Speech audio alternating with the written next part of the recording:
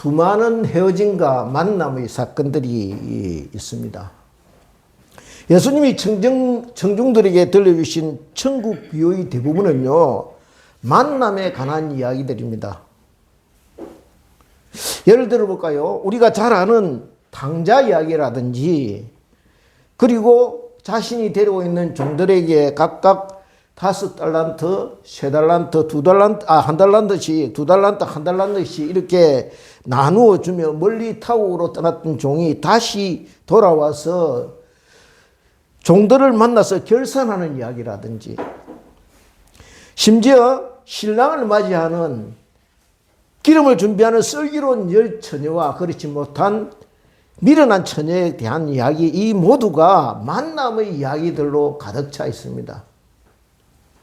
그런데 이런 만남의 이야기들이 성경에 많이 나오고 있는데, 그 중에서 가장 극적인 장면, 가장 가슴 벅차게 하는 장면이 무엇인가 하면, 그것은 아마도 우리 믿음의 성도들이 장차 구름을 타고 오시는 예수님을 만나는 장면이 될 것입니다. 이 세상의 많은 사람들은요, 이 사실을 그저 꾸며낸 이야기라든지 상상 속의 이야기일 것이라고 그렇게 생각할 것입니다. 그런데 사도행전 1장 9절로부터 11절에는 이렇게 기록되어 있는 것을 볼 수 있습니다. 어떻게 됐느냐면, 이 말씀을 마치시고 그들이 보는데 올려져 가시니 구름이 그를 가리켜 보이지 않게 하더라.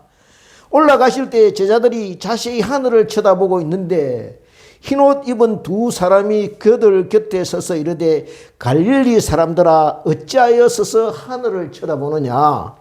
너희 가운데 하늘로 올려지신 이 예수는 하늘로 가심을 본 그대로 오시리라 하였느니라, 이렇게 되어 있습니다. 여기에 보니 흰옷 입은 2사람이 그들 곁에 서서라고 되어 있습니다. 천사가 하늘로 올려지시는 예수님을 보고 있는 제자들에게 지금 증인이 되어서 말씀하시는 것입니다. 무슨 말씀하고 있는 것입니까? 자, 보았지 너희들, 당신들 모두 하늘로 올려져 가는 예수님 보았지? 그런데 당신들이 본 그대로 장차 예수님께서 이 땅에 오실 것이야 하고 증언하고 있는 것입니다. 하나님께서 보내신 2사람의 천사가 그들 곁에서 증언하여 주고 있는 장면입니다. 왜 이렇게 제자들이 함께 모여있는 자리에서 하늘로 올려져 가셨을까요? 왜냐하면 그것은 무언의 약속인 것입니다. 그렇게 올려져 가셨듯이 다시 그 모습 그대로 다시 올 것이라는 무언의 약속이라는 것이죠.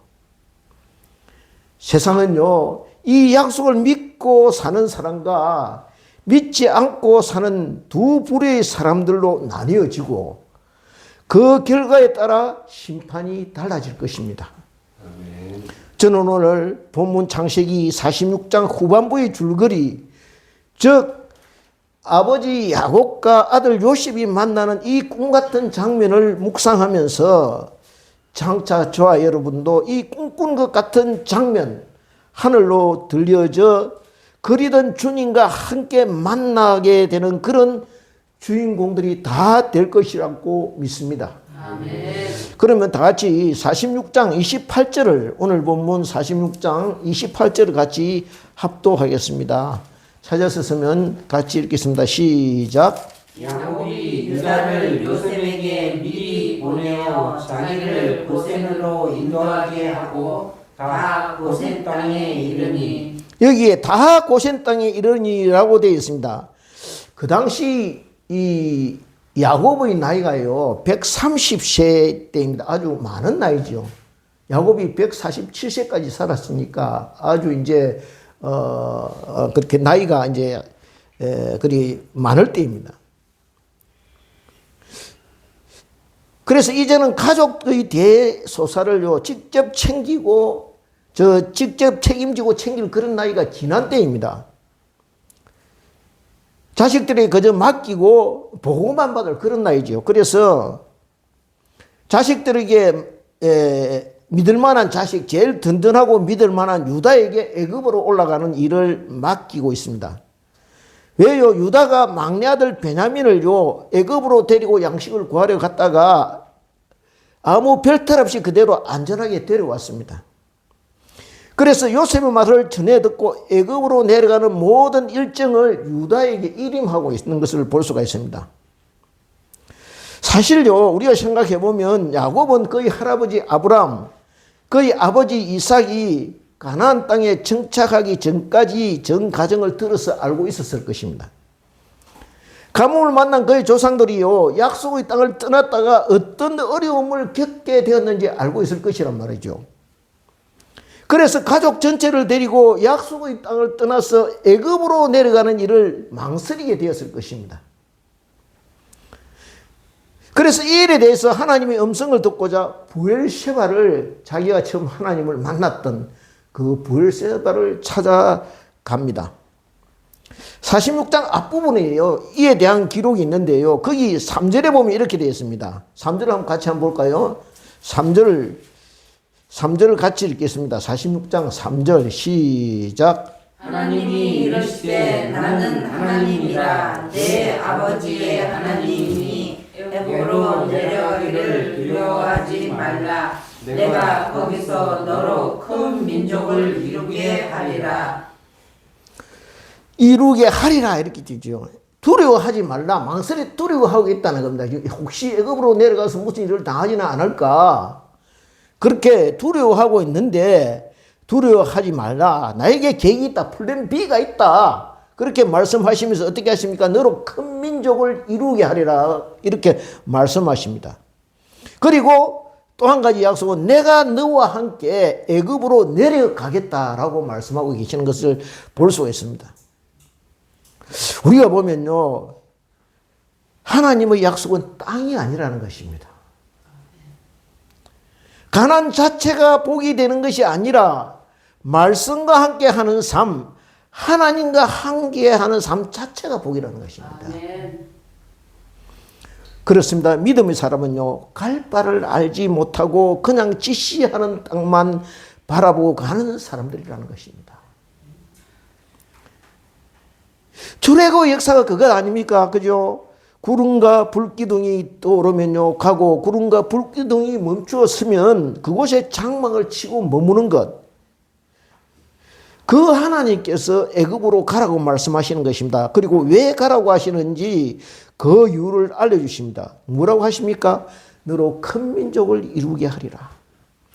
즉 가정 공동체가 아니라 민족 공동체, 국가 공동체로 키우겠다는 약속을 하고 계시는 것입니다.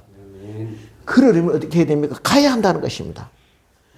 그렇습니다. 때로는 이처럼 하나님께서 저와 여러분의 등을 떠밀 때가 있다는 것입니다. 그냥 이제는 안심이다, 이제는 문제없다, 이제는 좀 쉬어야 되겠다 생각하고 있는데 느닷없이 이처럼 하나님께서 지금 있는 곳을 정리하고 떠날 준비를 해라라고 말씀하실 때가 있다는 것입니다. 왜요? 하나님이 그렇게 하시기를 원하신다는 것입니다. 그러면 떠나야 하는 것입니다. 그러면 일어서서 떠날 채비를 갖춰야 하는 것입니다. 왜요? 저와 여러분이 가는 길 자체가 나은의 길이기 때문입니다. 저와 여러분이 가는 길은요, 본향을 찾아가는 길이라는 것입니다. 그래서 미련이나 아쉬움이 없을 수는 없겠지만은 그것을 다 틀어버리고 새로운 곳을 향하여 주님이 동행하심을 믿고 일어서야 된다는 것이죠. 그것을 여기 말씀하고 있는 것입니다. 29절을 같이 보겠습니다. 29절 같이 읽겠습니다. 시작. 요셉이 그의 수레를 갖추고 고센으로 올라가서 그의 아버지 이스라엘을 만지며 그에게 보이고 그의 목을 어긋맞춰 안고 얼마 동안 울매. 얼마나 반갑겠습니까? 그죠? 죽었던 아들이 지금 다시 살아왔으니까.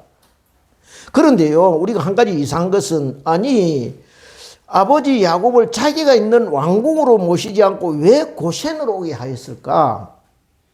그리고 거기서 왜 자기가 내려가서, 그곳에 내려가서 야곱과 제하게 되었을까? 생각해 보십시오. 뒤에 나오는 이야기지만은 애굽 사람들은 목축을 싫어합니다. 심지어 가정스럽게 여긴다고 되어 있습니다. 그런데 야곱 일족이 거느리는 가축의 떼가 뭐 좀 많겠습니까? 그죠? 아마 엄청 많았을 것입니다. 그러니 처음부터 요셉은요, 야곱 일족이 앞으로 갈 수 있는 여러 지역을 물색하다가 고센을 이렇게 적합한 땅으로 지적하였을 것입니다. 이렇게 앞으로 이들이 애굽에 내려올 경우 겪게 될 여러 가지 문제들을 미리 내다보고 그것을 해결할 수 있는 방안들을 생각해내게 된 것입니다. 그러니까 이들이 애굽으로 오는 도중에 마주칠 여러 가지 문제들을 미리 예상하고 애굽 사람들과 부딪히거나 마주칠 일이 없도록 처음부터 아예 고센으로 오게 하였다는 것입니다. 왜 고센 땅입니까? 고센은요, 땅의 언덕이라는 뜻을 가지고 있습니다. 그러니까 밑을 내려다 볼 수 있는 높은 지역이라는 것입니다. 게다가 나일강의 삼각주 남동 지역으로 바로 바닷가 쪽에 있죠. 그러니까 바닷가의 나일강 바로 하루 쪽에 있습니다. 높은 지역이라는 것이죠. 게다가 나일강의 삼각주 남동 지역으로 목축에 알맞은 비옥한 땅입니다. 안성맞춤인 것은요, 이 지역이 애국과 다소 떨어져 있어서 그들과 혼합되지 않고 여호와 신앙을 지킬 수 있는 하나님께서 미리 준비하신 땅이라는 것입니다. 아멘. 그러니까 영육 간에 완벽하게 예비된 축복의 땅이라는 것이죠. 그렇습니다. 애굽 사람들이 보기에는 가정스럽고 하찮고 없어 보일지 모르겠지만은 하나님을 예배하고 찬양하고 승진이 되는 이만한 땅이 없다는 것입니다. 사람들이 보기에는요, 사람 살기에 불편하고 쓸모없는 땅같이 보이지만 그러나 하나님이 보시기에는 아름다운 땅이고 믿음의 식구들이 어울려서 함께 장차 하나님이 세우실 나라를 준비하며 꿈을 가지고 함께 올려 사는 그런 곳이라는 것입니다. 주님이 세우신 교회가 그렇지 않습니까? 세상 사람이 볼 때는요, 영 시원찮고 그곳에 별로 희망이 없는 것 같고 모이는 사람들이 고만고만해 보일 것입니다. 그런데요, 그곳에 가면 고침을 받고 삶이 회복되고 세상이 줄 수 없는 위로가 있고 하나님이 주신 확실한 꿈이 보인다는 것입니다. 그래서 세상을 이길 수 있는 힘과 능력을 얻게 되는 곳이랍니다. 고센 땅이 그렇다는 거예요. 30절을 같이 보겠습니다. 30절 같이 읽겠습니다. 시작. 이스라엘이 요셉에게 이르되 내가 지금까지 살아있고 내가 내 얼굴을 보았으니 지금 죽어도 족하더라. 지금 죽어도 족하다. 요셉을 만난 야곱이 무슨 생각이 들었겠습니까? 아마 이렇게 생각이 들어요. 아마 이 아이가 꾼 꿈이 그냥 개꿈이 아니었구나. 그런 생각이 들었을 것입니다. 그렇습니다. 그것은요, 엄격하게 말하면 하나님이 주신 꿈이고 하나님의 꿈입니다. 그렇게 요셉을 꿈꾸게 하셔서 하나님께서 요셉을 꿈대로 되게 하시고 그의 꿈을 통해서 하나님 나라를 세워가도록 하신 것입니다. 그러니 그것은 요셉의 꿈이기도 하지만 실은 하나님의 꿈이기도 하다는 것입니다. 이렇게 하나님의 꿈을 간직한 사람의 특징이 있는데요. 그것이 무엇이겠습니까? 절대로 망하지 않는다는 것입니다.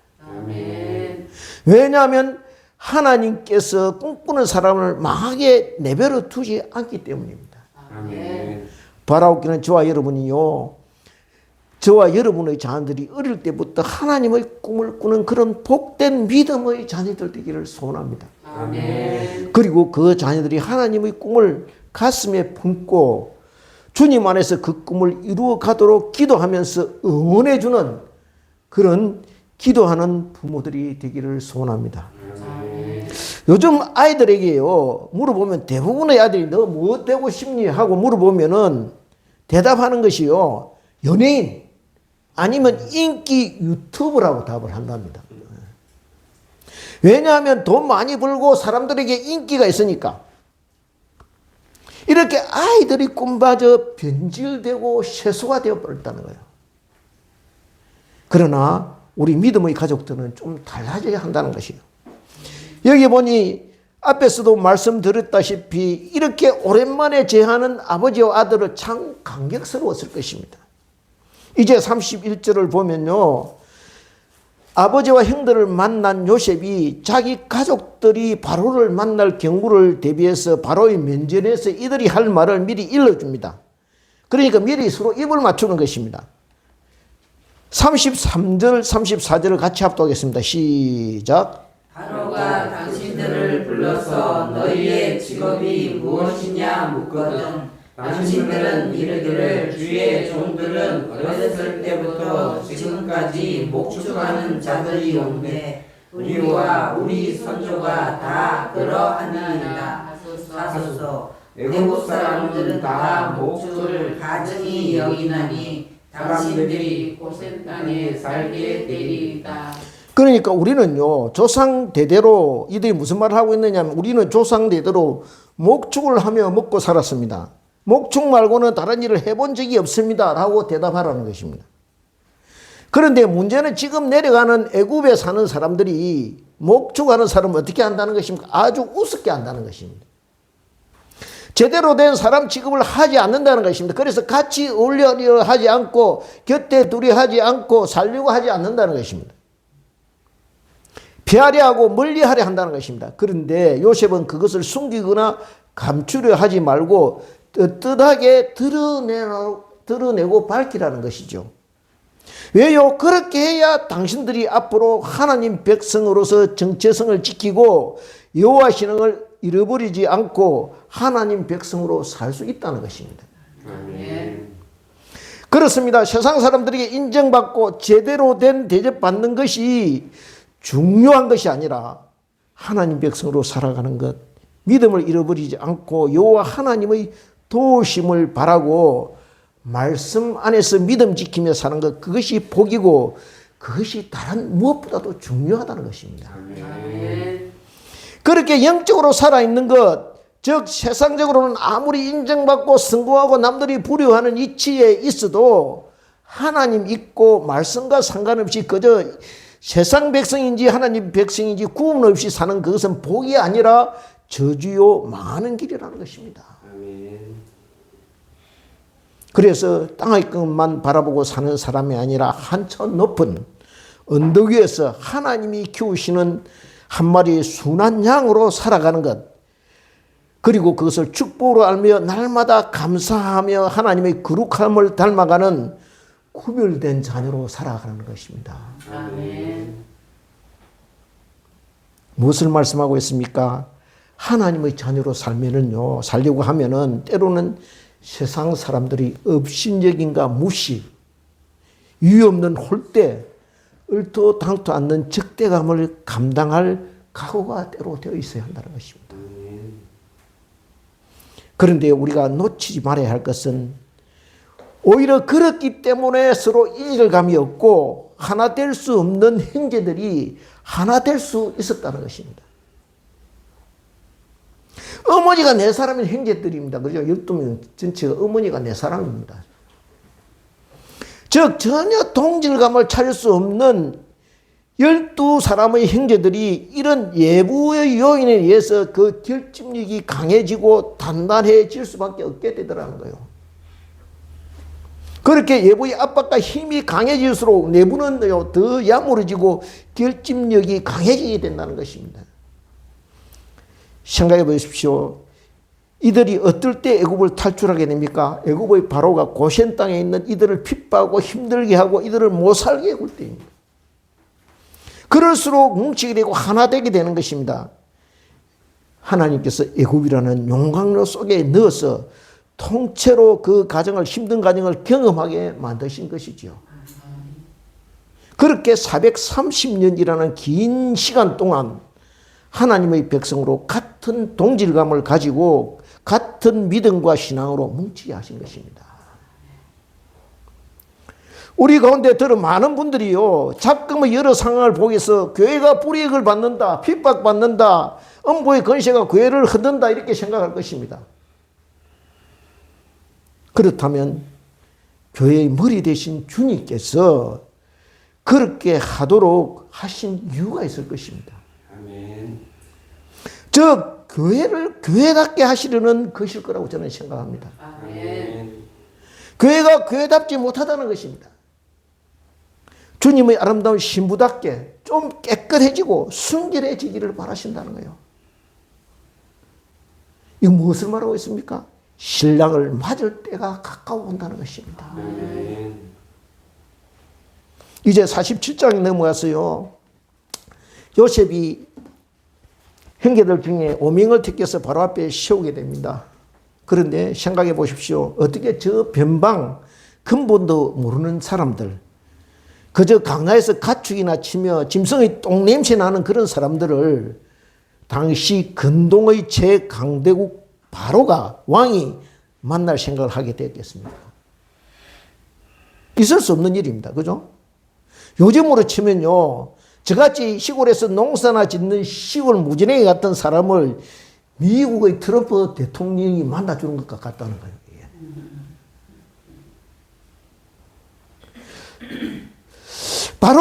그렇게 바로를 만난 그 형들이 이를 어떻게 받아들이겠습니까? 도대체 이 일이 어떻게 된 거냐? 누구 때문에 이렇게 된 것입니까?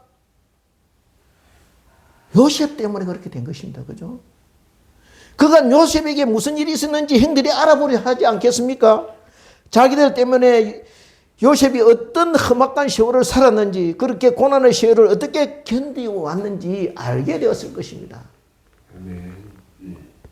그때는 몰랐지만 자신들이 저지른 죄가 얼마나 용서받을 수 없는 것인지, 그런데 하나님은 어떻게 해요? 악을 악으로 갚지 않으시고 선으로 갚았사 오늘의 영광된 자리에 이르게 하신 것을 알게 되실 것입니다. 아멘. 마찬가지입니다. 저와 여러분이 그렇지 않습니까? 생각해 보면 저나 여러분이나 모두 요셉의 형들과 같다고 여기질 것입니다. 아멘. 그런데 하나님께서 우리가 저지른 악을 어떻게 하셨습니까? 은혜로 갚으셨습니다. 말할 수 없는 사랑으로 감사 안 하셨습니다. 그때는 몰랐지만 이 모든 것이 하나님께서 미리 준비하신 과정이었습니다. 제가 당한 것이 어떻게요? 은혜가 다하다고 그렇게 말씀하셨습니다. 마찬가지입니다. 생각해 보면 저와 여러분도 다르지 않습니다. 어떻게 저와 여러분이요, 상천하지의 하나님을 아버지라고 감히 부를 수 있겠습니까? 그죠? 어떻게 온통 어둠에 쌓여 살던 이 벌레 같은 제가 저 하늘의 하나님 아버지를 우리를 보며 아버지 용서해 주세요 하고 얼굴을 들 수 있겠습니까? 그죠? 그리고 그렇게 용서받아 마음의 평강을 되찾고 은혜를 누리며 살 수 있게 되겠습니까? 그것이 은혜라는 거예요. 저와 여러분이 나를 위하여 십자가 고난의 길을 통과하신 예수님 때문에 복을 받게 된 것입니다. 다 같이 47장 1절과 2절을 같이 합독하겠습니다. 47장 1절과 2절입니다. 시작. 요셉이 바로에게 가서 고하여 이르되 내 아버지와 내 형들과 그들의 양과 소와 모든 소유가 가나안 땅에서 와서 고센 땅에 있나이다 하고 그의 형들 중 5명을 택하여 바로에게 보이니. 여기에 보이니라고 되어 있습니다. 그렇습니다. 앞에서 말씀드린 대로 이처럼 있을 수 없는 영광의 자리에 서게 된 것입니다. 그 다음은요, 야곱의 아들들이 요셉 때문에 누리게 되는 두 번째 복이 무엇인가 이렇게 밝히고 있는데요. 다 같이 건너뛰어서 47장 6절을 합독하겠습니다. 47장 6절입니다. 40장 6절을 합독하겠습니다. 시작. 애굽 땅이 내 앞에 있으니 땅의 좋은 곳에 내 아버지와 내 형들이 거주하게 하되 그들이 고센 땅에 거주하고 그들 중에 능력 있는 자가 있거든 그들로 내 가축을 관리하게 하라. 무엇을 여기에 고센 땅에 거주하게 하고라고 되어 있습니다. 무엇을 말씀하고 있습니까? 그렇습니다. 우리가 예수님 힘입어요. 여호와 하나님 앞에 나아갈 때 하나님께서 우리를 위하여 예비하신 땅, 축복의 땅, 기름진 땅을 선물로 받게 하신다는 것입니다. 아멘. 그 땅은 애굽의 땅입니다. 원칙대로 하면 그들은요, 애굽의 백성이 아닙니다. 그죠? 그들은 애굽에서 받을 지분이 하나도 없는 사람들입니다. 생각해 보십시오. 자기가 안 됩니다. 저 변방의 나그네에 지나지 않는 별 볼 일 없는 사람들입니다. 저들이 애굽을 위해서 세금 한번 낸 적이 있습니까? 그렇다고 군사로 나가서 전쟁에 나가 싸운 적이 있습니까? 무엇 하나 내놓을 것 명분이 없는 사람이라는 거예요. 육축 말고는요, 아무것도 할 것이 없는 그런 사람들입니다. 그런데요, 아이러니하게도 그런 그 가정스러운 직업 때문에 그들이 구별되고 복된 삶을 누리게 되고 사람들로부터 구별되어 영적으로 하나님께 더 가까이 갈 수 있는 그런 믿음을 가지게 되었다는 거예요. 사람들이 서로 하겠다고 다투는 직업, 오늘날로 치면 레드존이 아니라 싫어하고 기피하는 경쟁이 없는 블루존으로 지금 들어가고 있다는 거예요. 그렇습니다. 하나님께서 저와 여러분에게 주신 생업이 각자 있을 것입니다. 때로는 그 먹고 사는 방편, 생업 때문에 힘들고 짜증나고 사람들과의 관계가 힘들어지기도 할 것입니다. 때로는 하나님이 저와 여러분에게 주신 기업이요 부담스럽게 여겨져서 차라리 무거운 짐같이 느껴지기도 할 것입니다. 그런데요, 지나놓고 보면 하나님 주신 그 기업 때문에 저와 여러분이 영적으로 더 성숙해지고 한 걸음 더 하나님을 찾게 되고 하나님을 잃어버리며 나아가게 된다는 것입니다. 아멘. 그러면 그것이 복된 기업이고 하나님의 선물인 것을 믿으시기 바랍니다. 아멘. 그리고 선물로 주신 기업을 감사하게 여기고 사랑하며 그 기업을 통하여 하나님의 선한 뜻을 이루는 기회로 삼으시는 지혜로운 저와 여러분 되시기를 소원합니다. 아멘. 그러할 때 하나님의 한량없는 은혜와 사랑이 저와 여러분의 생업에 부어지게 될 것입니다. 하나님께서 저와 여러분에게 각자의 기질, 성격, 성향, 능력에 맞게 기업을 주시는 이유가 무엇이겠습니까? 그저 잘 먹고 잘 입고 자기 자랑 열심히 하라고 기업을 주시지는 않았을 것입니다. 그렇게 하신 이유는 열심히 일해서 주님 안에서 자기 역할을 감당하고 또 부족한 지체를 위한 목까지 채워서 하나님의 공의를 이루라는 뜻입니다. 아멘. 그리고 그보다 더한 것이 있습니다. 그것이 무엇인가 하면 저 하늘나라에 없어지지 않을 영원한 기업을 선물로 주셨다는 거예요. 아멘. 이 땅의 기업과 감히 비교할 수 없는 하늘 기업의 상속자로 삼으셨다는 것입니다. 그것을 여기 말씀하고 있는 것입니다. 이제 마지막 세 번째로 저와 여러분이 예수 그리스도를 통하여 누리게 되는 세 번째 복은요, 왕의 일을 맡게 된다는 것입니다. 6절 다시 한번 합독하겠습니다. 6절 시작.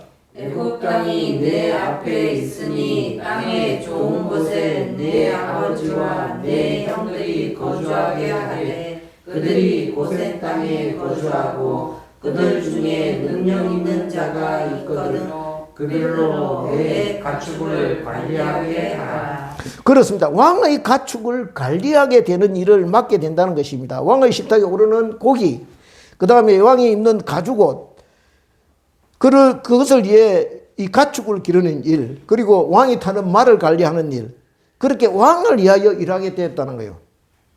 그렇습니다. 예수 그리스도께서 우리를 위하여 중보하심으로 예수님 때문에 우리가 왕의 일을 맡게 된다는 거예요.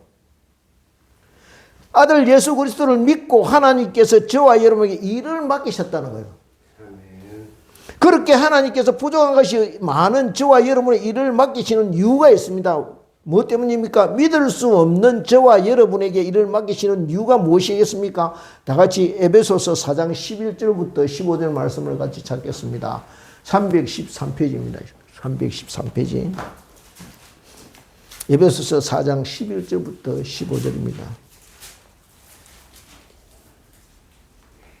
찾으셨으면 같이 합독하겠습니다. 시작.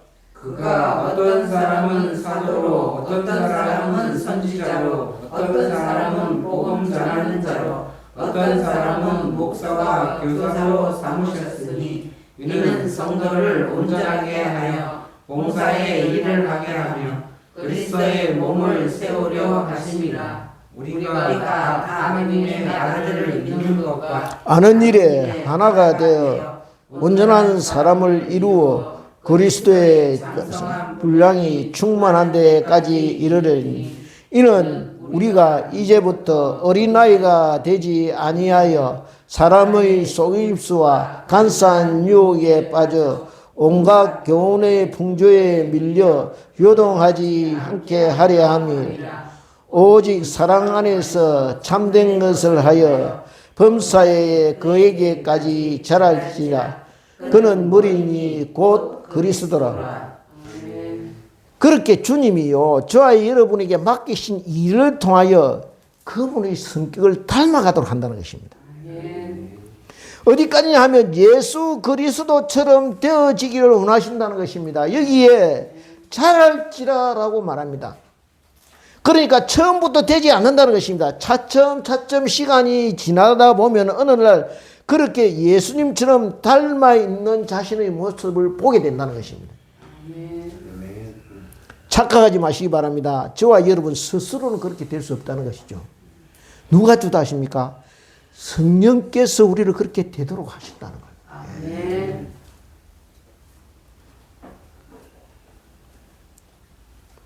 이제 47장 7절 말씀을 같이 보겠습니다. 47장 7절을 같이 보겠습니다. 시작. 요셉이 자기 아버지 야곱을 인도하여 바로 앞에 서게 하니 야곱이 바로에게 축복하며. 여기 좀 이상하지 않습니까? 보통은요 높은 사람이 낮은 사람에게 축복하는 말을 먼저 하게 되어 있습니다. 그죠?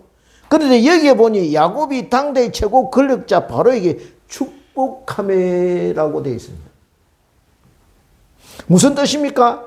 세상의 권력자 앞에 하나도 기죽지 않고 머뭇거리지 않고 떨지 않고 당당하게 영적 권위를 가진 선지자의 위치에서 그를 축복하였다는 것입니다. 어떻게 그럴 수 있습니까? 하나님께서 그에게 자신감을 부어주시다는 거예요. 야곱아, 너 바로 앞에 선다고 해서 두려워하거나 쭈삣쭈삣하지 마라. 너는 내 백성이다. 내가 겁먹을 이유가 어디에 있냐? 너는 장차 하나님의 백성 이스라엘의 시조가 될 사람이야. 그러니 당당하게 위엄 있게 행동해라는 하나님의 음성을 듣게 되었을 것입니다. 아니면 그런 생각을 가지게끔 하나님께서 만드셨을 것입니다. 적어도 하나님의 백성은요 세상 사람과 다르다는 것을 보여줄 필요가 있다는 것을 알고 있었다는 거예요. 바로가 이상하게 생각하지 않겠습니까? 어라 이 늙은이가요 뭔가 다르네 이런 생각을 아마 가지게 되겠어요. 왜요? 거침이 없거든요. 보통 사람 같으면 자기를 보면 항송해하고 어떻게 해요? 몸둘 바를 모르고 두려움을 느끼고 말을 더듬고 할 텐데 이 사람은 거침이 없다는 거예요. 마치 바로를 자기 동네 이웃 사람 대하듯 그런 느낌을 받게 만들었다는 것입니다. 그래서 바로가 야곱에게 묻습니다. 8절입니다. 8절 어떻습니까? 네 나이가 얼마냐? 왜 이렇게 묻습니까? 그냥 나이가 많아서가 아닙니다. 얼핏 봐도요 세상 풍파를 심하게 겪은 사람처럼 보여지기 때문입니다. 지금 바로는 야곱에게 그렇게 그런 인생길에서 얻은 교훈이 무엇이냐, 그 굴곡진 인생길의 끝자리에서 후배들에게 들려주고 싶은 이야기가 무엇이냐 하고 묻는 것입니다. 네 나이가 얼마냐 물을 때 뭐라 그럽니까? 그가 세월이 이 물음에 야곱이 어떻게 대답합니까? 9절입니다. 9절에 보면 야곱이 바로에게 알아되 나그네 길의 세월이 130년이 많이 살았습니다. 그죠? 오늘로 치면 많이 살았죠. 그런데 그러니까 내 나이가 얼마 못되니 우리 조상의 나그네 길의 연조에 미치지 못하나. 자기 아버지는 170세, 180세 이렇게 살았거든요. 그 할아버지, 아버지다. 험악한 세월을 보내었나이다. 우리 야곱의 일생을 알고 있지 않습니까? 험하게 살았습니다. 그죠? 그런데 이 말이 무슨 뜻이냐 하면요. 이렇게 지금 제가 다시 풀이해서 말씀드리겠습니다. 내가 130일이라는 짧지 않은 세월을 살아보니 인생길 자체가 나그네 길이다. 그것을 이렇게 말씀하고 있는 것입니다. 내가 주인 되어 사는 삶이 아닙디다. 지내놓고 보니 내가 주인 되어 살겠다고 설친다고 되는 것이 아닙디다. 나는 그저 나그네에 불과하고 진짜 주인은 따로 계십디다. 그것을 이렇게 말씀하고 있는 것입니다. 그 보이지 않는 주인의 손길에 따라 내 인생의 길이 결정되고 정리됩디다. 바로왕이시여 당신 스스로 생각하기에 나는 이 땅, 이 막강한 나라, 내 말 한마디로 사람의 목숨을 살리고 쥐기도 하는 절대 권력을 한 손에 쥐고 있기 때문에 내가 이 땅의 주인이야 라고 생각할지 모르지만 실상 당신도 어쩔 수 없는 나그네에 불과한 사람이요 라고 말하고 있는 것이죠. 지금 당신은 당신의 힘을 가시할 수도 있고 드러낼 수도 있겠지만 그것은 잠시 잠깐에 불과하다고. 진짜 주인이 당신을 내려오라고 하면 어쩔 수 없이 그 자리를 내려놓고 내려야 할 나처럼 내려와야 할 그런 나처럼 그런 나그네야 한 사람 당신이라는 것입니다. 이게. 그러니 하늘과 땅 온 천지에 가득하신 여호와의 이름 앞에 겸손하라는 것입니다. 스스로 나그네라는 것을 잊지 말라는 것입니다. 그것을 간접적으로 지금 말하고 있는 것이죠. 그렇습니다. 저와 여러분은 지금 나그네 길을 걷고 있는 중입니다. 그죠? 나그네의 특성이 무엇입니까? 한 곳에 오래 머무르지 않는다는 것입니다. 왜요? 언젠가는 집으로 돌아가야 하기 때문입니다. 그래서 집이 단출합니다. 그저 여행 가방 하나면 충분합니다. 여행하면서요, 장롱 싣고 다니는 사람 보셨습니까? 예? 여행하면서 돈다발 가득 연 가방 끌고 뭡니까? 요즘 금뭉치 있는 이런 거 잔뜩 끌고 다니는 사람 보셨습니까? 그런 사람은 절대로 제대로 된 여행을 할 수가 없다는 거예요. 그런데 문제는요, 저나 여러분이나 모두 인생이 나그네 길이다라고 외치면서도 정작 사는 모습을 보면 나그네처럼 살지 않는다는 거예요. 마치 이 땅에서 모든 것을 끝장낼 것처럼 살고 지금 이 순간 놓치면 안 될 것 같이 후회할 것 같이 살아간다는 거예요. 내일이 없는 사람, 일반 세상 사람과 별반 다르지 않는 모습을 보이며 산다는 것입니다. 다 같이 히브리서 11장 13절부터 16절 말씀을 같이 보겠습니다. 365페이지입니다. 365페이지. 11장 13절부터 16절 말씀 같이 보겠습니다. 찾았으면 같이 읽겠습니다. 시작. 이 사람들은 다 믿음을 따라 죽었으며 약속을 받지 못하였으되 그것들을 멀리서 보고 환영하며 또 땅에서는 외국인과 나그네의 힘을 전하였으니 그들이 이같이 말하는 것은 자기들이 본향 찾는 자임을 나타냅니다. 그들이 나온 바 본향을 생각하였더라면 돌아갈 기회가 있었으려니와 그들이 이제는 더 나은 본향을 사모하니 곧 하늘에 있는 것이라. 이러므로 하나님이 그들의 하나님이라 일컬음을 받으심을 부끄러워하지 아니하시고 그들을 위하여 한 성을 예비하셨느니라. 그들을 위하여 여기 한 성을 예비하셨다고 되어 있습니다. 그렇습니다. 저와 여러분이 나그네로 살기로 작정할 때 하나님께서 저와 여러분을 위하여 돌아갈 영원한 하늘나라의 본향을 준비하시고 기다리고 계실 것입니다. 아멘. 이것을 믿으십니까? 아멘. 믿는 사람이냐 아니냐 어떻게 알 수 있습니까?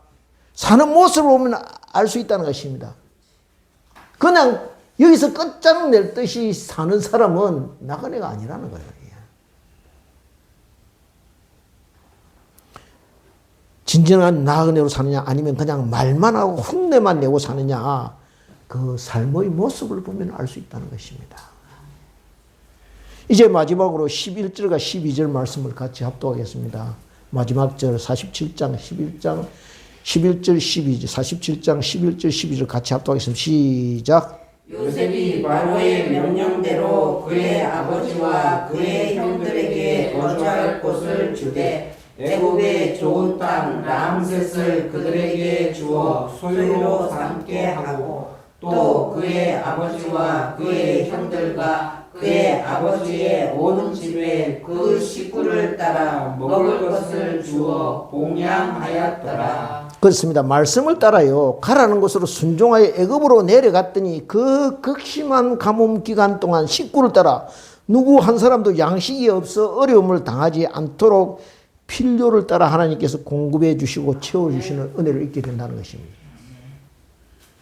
그렇습니다. 저와 여러분이 말씀에 따라 순종하여 앞이 불투명하고 보이지 않지만 믿고 따르게 될 때 때를 따라 공급하시는 은혜를 잊게 된다는 것이죠. 다 같이 마태복음 6장 31절부터 34절을 우리가 너무나 잘 아는 말씀입니다. 그죠? 98페이지. 6장 31절부터 34절 말씀을 같이 합독하겠습니다. 잘했으면 같이 읽겠습니다. 시작. 그러므로 염려하여 잠깐 기다렸다. 6장 31, 마태복음 6장 31절부터 34절입니다. 찾았으면 같이 합독하겠습니다. 6장 31절부터 34절입니다. 같이 읽겠습니다. 시작. 그러므로 염려하여 이르기를 무엇을 먹을까 무엇을 마실까 무엇을 입을까 하지 말라. 이는 다 이방인들이 구하는 것이라. 너희 하늘 아버지께서 이 모든 것이 너희에게 있어야 할 줄을 아시느니라. 그런즉 너희는 먼저 그의 나라와 그의 의를 구하라. 그리하면 이 모든 것을 너희에게 더하시리라. 그러므로 내일 일을 위하여 염려하지 말라. 내일 일은 내일이 염려할 것이요 한 날의 괴로움은 그 날로 족하니라. 제가 언제 말씀드린 적이 있을 겁니다. 아마 우리가 걱정하는 주 중에 실제로 현실로 일어나는 것은 4%밖에 안 된다고 그랬어요.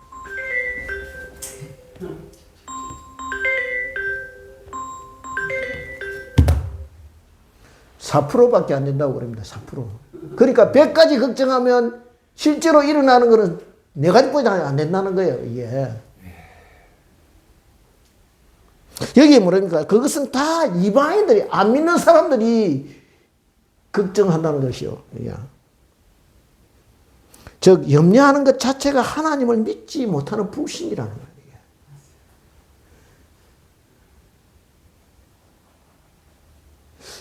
불안합니다. 그죠? 염려하면 불안합니다. 그리고 염려가 시작되면 염려는 더 큰 염려를 키웁니다. 자꾸. 염려하기 시작하면. 그러니까 이제부터는 새 길을 만드시고 그 길로 인도하시는 하나님을 의지하는 저와 여러분 되시기를 소원합니다. 아멘. 그럴 때 하나님께서 언제나 마르지 않는 은혜의 샘을 우리에게 공급해 주시고 그럴 때 언제나 하늘에서 생명의 만나로 공급해 주실 것입니다. 아멘. 그래서 저와 여러분의 동산이 기름진 동산, 꽃피는 동산, 아름다운 동산이 되도록 해 주실 것입니다. 아멘. 바라옵기는 우리 모두 이런 복된 가정, 믿음의 가정의 주인공들이 다 되시기를 주님의 이름으로 축원드립니다. 기도하겠습니다. 아버지 감사합니다. 우리에게 말씀 주셨습니다. 우리가 이 말씀 의지하여 또 한 주간 세상에서 살 때 말씀이 능력이 되게 하시고 말씀이 힘이 되어서 우리가 세상을 이기는 사람 될 수 있게 하시고 하나님의 구별된 백성으로 축복받은 말씀에 의하여 축복받은 백성으로 사는 삶의 모습을 저들에게 증거물로 보여주는 저희들 될 수 있게 하나님 역사하시고 함께하여 주시옵소서. 감사드리옵고 예수님 이름으로 기도드리옵나이다. 아멘.